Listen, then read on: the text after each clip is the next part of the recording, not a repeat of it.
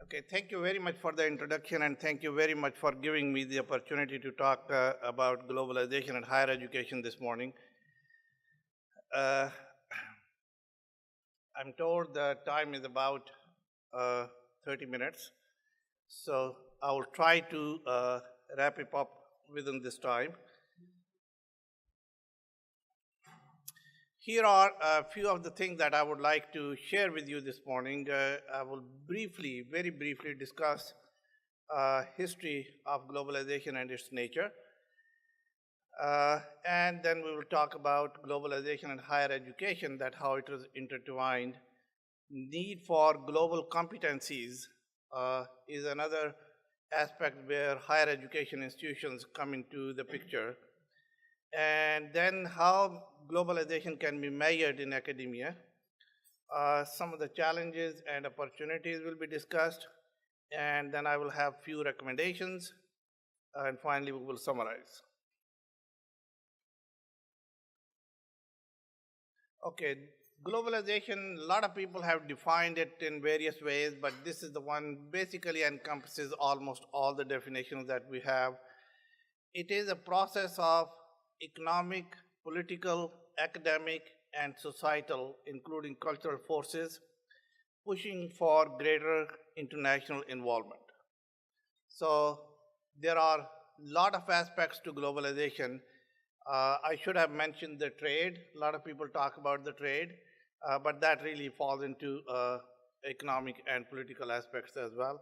So this is a very concise definition of globalization that is attributed to Altbach and Wright. Okay, like many other issues, globalization is not simple, and there are different opinions that people have about the origin and the nature and its benefits.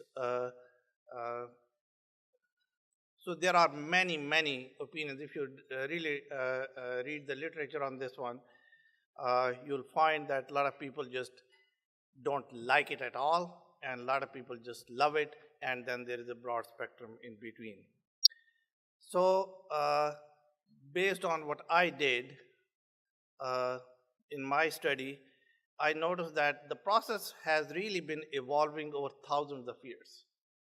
The trade has been happening for thousands of years among nations, among tribes, among countries, and when they did the trade, they travel to other places and see how other people are doing things. Some of the practices will be learned, and then they will bring it back, etc. So this communication and trade has been happening for thousands of years. Why we did not notice it? Well, the pace actually of evolution of globalization has been quite slow to be noticeable. And there is a reason for this one, because communication was not that frequent or not that fast. Now, these days, the pace of globalization has increased so much due to advances in technology, then we are noticing it. And actually, just to give you a brief information about globalization space, if you go about 150, 200 years ago, we used to measure the generation in about 100 years. Okay, things will change in about 100 years time frame, and there will be different generations, different values, and so on. And then it started slowing down, or the time started shrinking, pace started increasing, so it became about 70 years. And then it became about 30 years. And now it became about 10 to 15 years. And now actually you can see the generational gap between the siblings of the same family. If you have 3, 4 children, the eldest child will have different perspective than the youngest one. And this is due to the technologies, due to the communications, and the fast pace of growth that we are having in many areas. So some people view globalization as bad for the world. Why? Because they think that these economic forces are taking jobs away from people. You have heard about outsourcing, and a lot of people worry about that. One World Trade Organization is a target of those kind of criticisms. Some feel that globalization has really created opportunities for many. There were have-nots and haves, uh, and now it has created opportunities, others also, to compete in the world. So many of you have read the book of Thomas Friedman, uh, and he believes that world has become flat and everybody can compete uh, based on their competencies and so on. So that has rubbed against some other people in a wrong way, but some people love it because everybody now is having uh, some better time. So there is uneasy consensus among globalization, and most of the people feel that globalization is evolving and it's inevitable. Now, there are countries in the world which have tried to stop the flow of information so that they can slow the pace of globalization. But obviously, you know that in this kind of world that we are living in, you can probably try very hard to stop the flow of information. You may be able to slow it down, but you will not be able to stop it. So emerging technologies have profound impact on globalization, and that's why the pace has increased. Nowadays, if something happens on North Pole, almost instantly you will find out about that on the South Pole. So world has become much smaller place. Higher education and globalization are intimately intertwined because universities are the ones, academic institutions are the ones that create the new knowledge. And by saying that, I'm saying you are also producing the workforce, which is going to permeate in the society and do bigger and better things. So there is a YouTube video. I wanted to show it, but in the interest of time, I will not show it to you. If you have time, just Google it. Did you know 2017 shift happens? It has a lot of information, so I will present the summary to you. That what exactly are the highlights of that video. It's not a very long video, it's about 6 minutes a video, very eye-opening statistics. Here is the summary. Well, we are certainly living in technology 24/7. Wherever you go, technology has impact on your life. Over 3.8 billion people use internet, and the number is growing. Actually, I was surprised to see 3.8. I mean, it should be a lot higher. But certainly some of the countries don't have access yet, but it's a growing number. Over 20 billion devices will be connected by year 2020.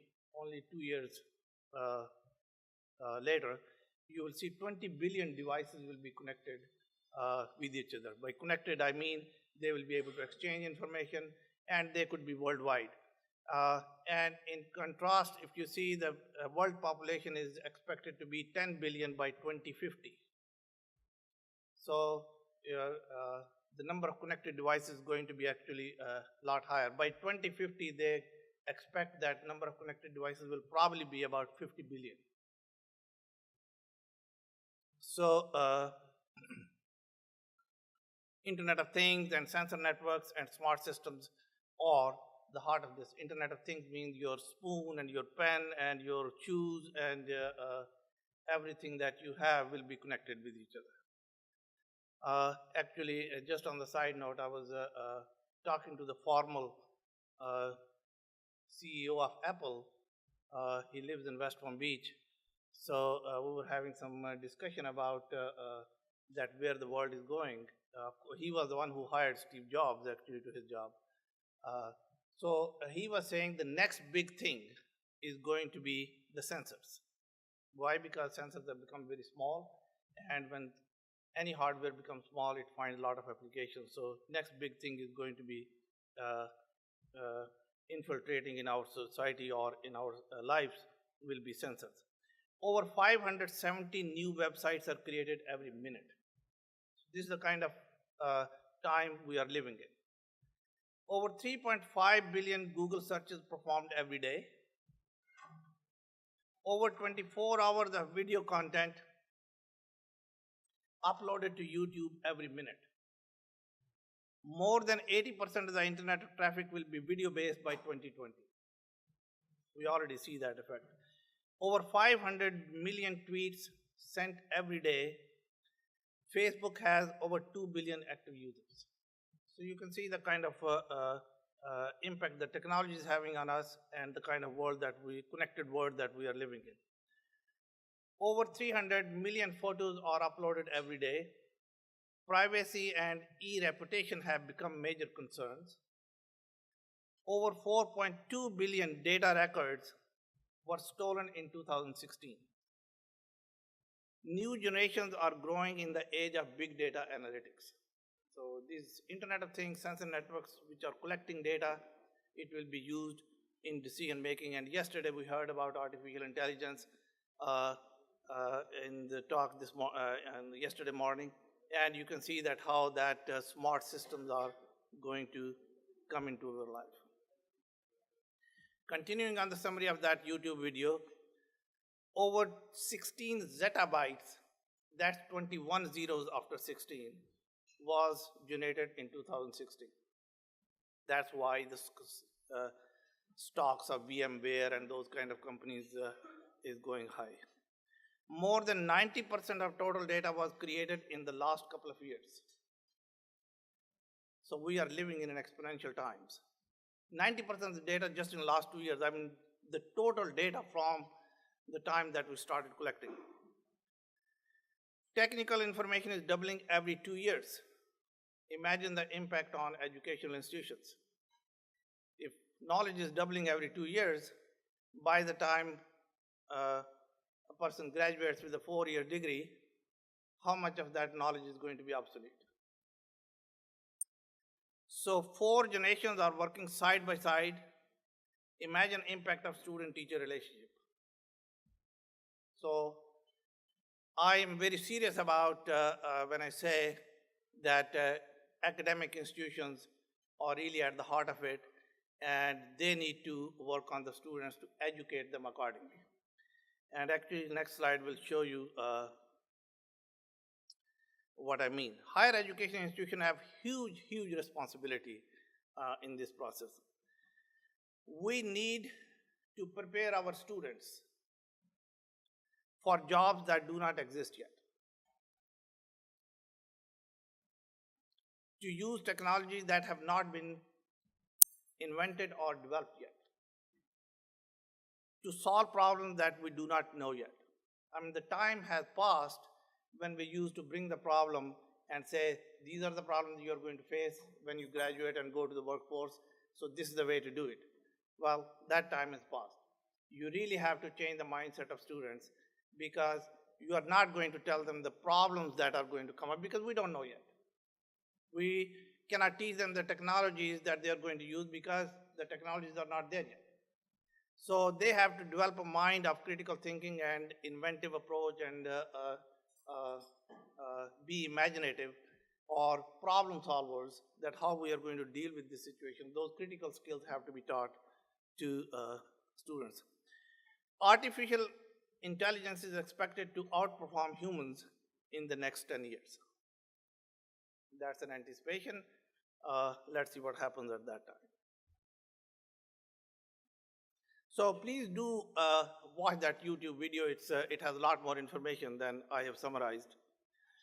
So here is another situation. I will talk about globalization and the workforce development and educational institutions' responsibilities, but we are also responsible for changing, dealing with the societal challenges, because whenever nations faced a challenge in the past, they turned to the higher education institutions for solutions. Just to give you a few, when Russia launched Sputnik, educational institutions got a lot of funding to do the research about that how to show our presence in space. When there were wars happening, they came to the universities to see that how you can calculate the projectiles of gunneries and so on. So that always happens.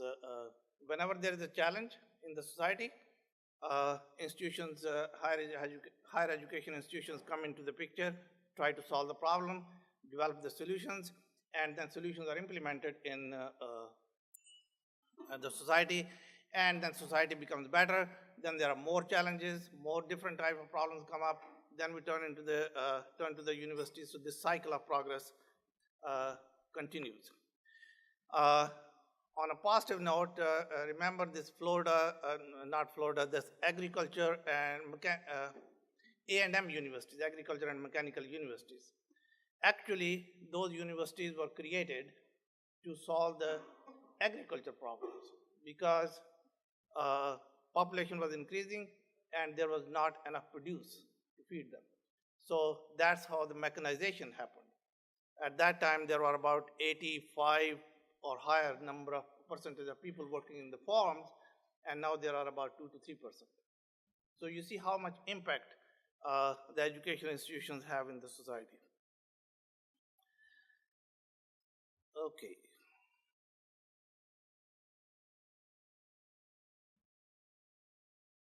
So educational institutions produce workforce, and we still continued helping the societies improve their quality of life and become better. The challenge at this stage is that our society is not confined to one nation. Our society has become a lot bigger, without borders. We have become a global village. So we have now education institutions have responsibility to solve the world problems rather than just one nation's problems. So in a globalized world, the graduates must have special skills and be prepared to solve the problems that are not known yet worldwide, and to use the technology that have not been invented yet to do the jobs that do not exist, and on a world scale. You are not only confined to one nation, you have to worry about what is happening in other parts of the world. So those kind of skills in our graduates or in the literature are referred to as global competencies. So our graduates must have global competencies to be productive. So graduates with global competencies are prepared to, and these are some of the aspects of global competencies, and these are evolving also, so we may have to add and delete from this list. To work in a multicultural environment and with multicultural teams. Understanding the cultures is very important. To have respect for others who look different and think differently from you.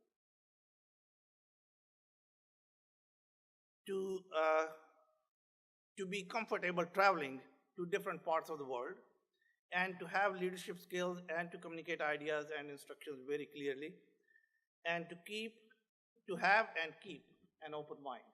Now, these are some of the skills. I mean, very broad skills that I've listed, but there are a lot more that you can handle this. I shared an example other day in one of the presentations about multiculturalism, and I share with you also, not the same example, but similar nature. When I grew up in Pakistan. So in Pakistan, when you grow up, when you are growing up, you have this, the culture is that if you are looking eye to eye into your elders, when you are talking to elders, that is considered rude. You cannot look eye to eye and talk to your parents, for example. It will be very disrespectful. But here, in this part of the world, when I came here, if you don't look eye to eye and you are lowering your gaze, that simply is, people think that you are hiding something or you don't have confidence and so on.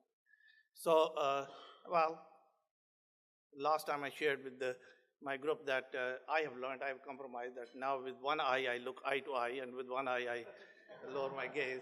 That doesn't work always. But I have another story that in Canada, when I was doing my PhD, I had a friend who had just come from that part of the world and was driving and ran through the stop sign. So there was a police officer and stopped him, true story.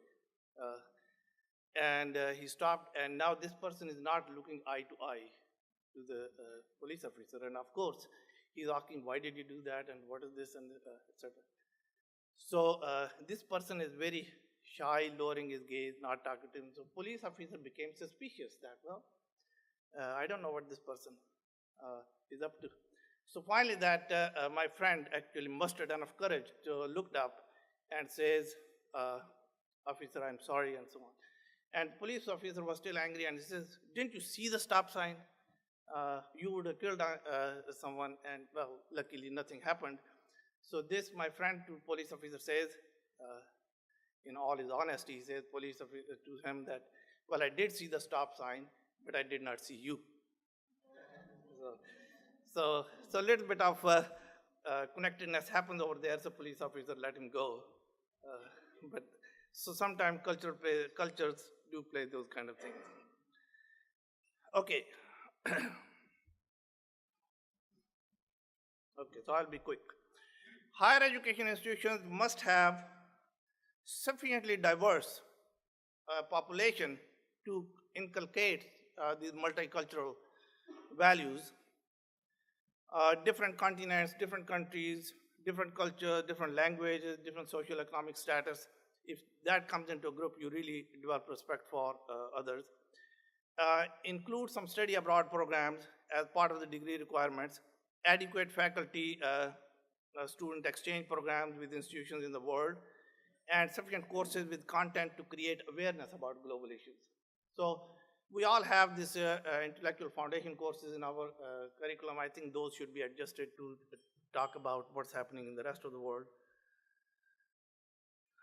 So, so there are parameters that you can use to assess that where you stand in globalization efforts. And these are the parameters that I have listed, but this is not an exhaustive list. Many of them can be added, some of them can be deleted. So, and if you want to make an assessment, a quantitative effort, then you can actually use these parameters, arrange their normalized values between 0 and 1, assign some weight, add them up, and you will have a 1 number between 0 and 1 that will tell you that where your institution stands.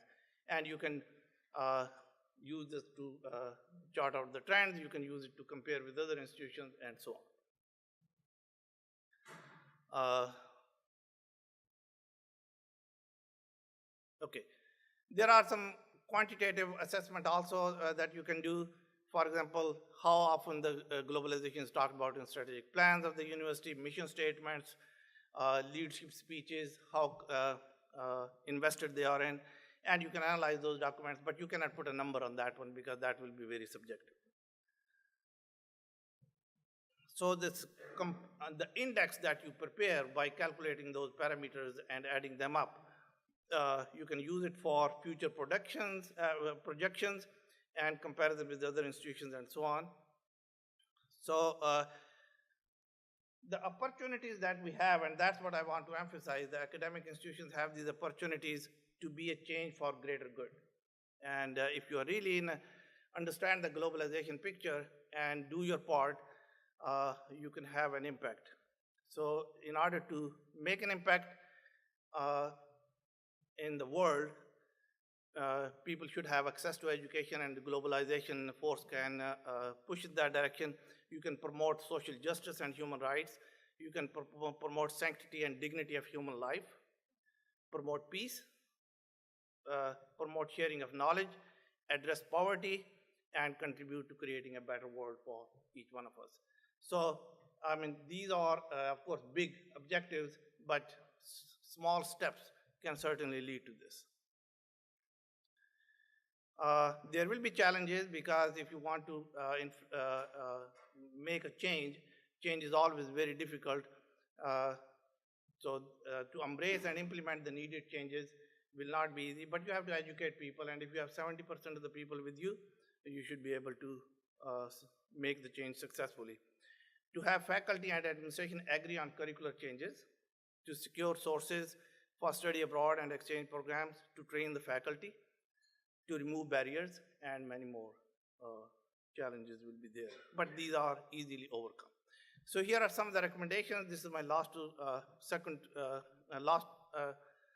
not the last, but second to last slide. So my recommendations are educate the leadership. Whatever impact you can have, talk to the provost, talk to the deans, talk to the presidents about globalization and seek their support.